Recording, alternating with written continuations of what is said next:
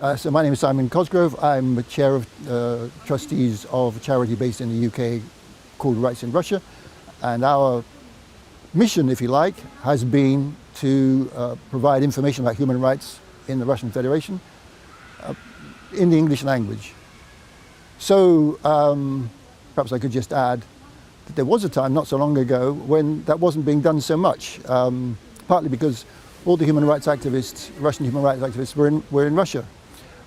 Busy working, and they didn't really have time to think about what people in the West might be reading. But since so many now have left, perforce they have brought their websites and so forth, and because they're in the West, they now have a lot of English language, materials that they produce, websites and so on and so forth. So in a sense, I wouldn't say we lost our raison d'etre, but that was at least the initial impulse for what we were doing, to provide information in English, which is a positive aspect of the terrible things that have been happening. At least as for English speakers, readers, it's more available now. Yeah. I also spent some time working for a charity that provides for children after parents have separated to spend time with the parent with whom they are not currently living. It's intended to be a kind of a short-term provision while other arrangements are worked out for family contact. Since family life is such in that aspect of it at least, relations with parents and so on is so fundamental in our lives. Why am I here? I guess that's the same question. So I'm the chair of an NGO called Rights in Russia. It doesn't bring any money, so I do other things. I also work, my main work at the moment actually is working for a charity in England which provides for children who are separated from their parents because of divorce and separation and so on, to spend time with the other parent, which is a completely different thing really. But I mean, we just had a session about civil society.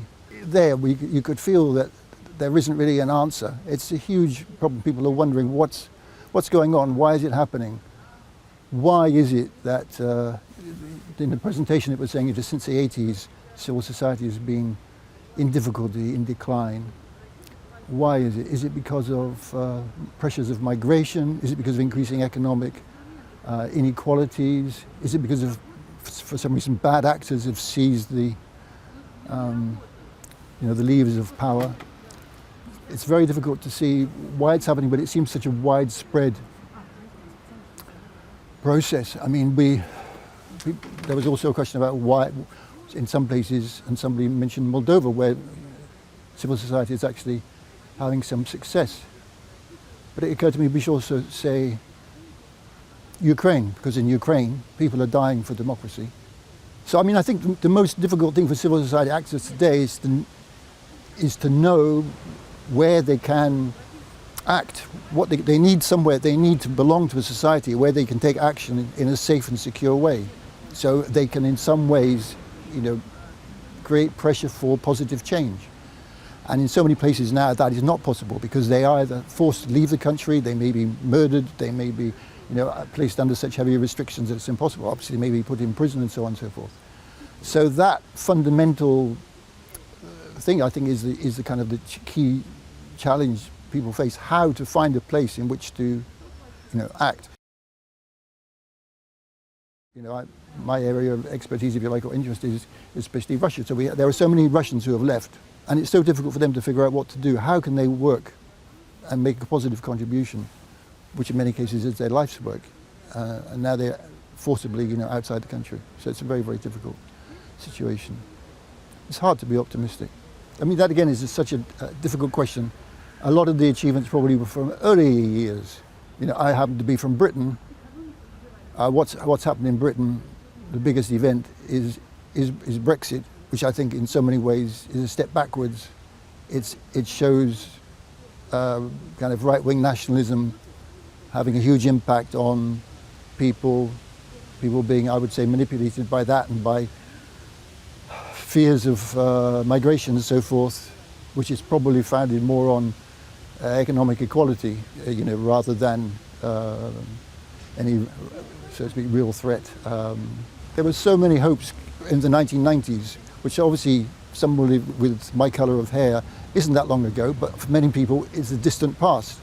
And that was such an extraordinary time in a very authoritarian society.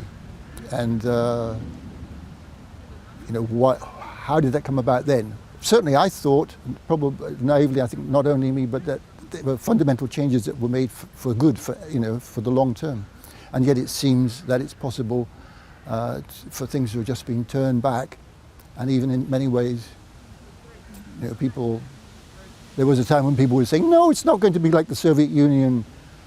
And nowadays you get people who are saying, well, actually it's far worse in terms of what the kind of liberties you have if you compare it maybe to the late Brezhnev era, certainly to the Gorbachev time. But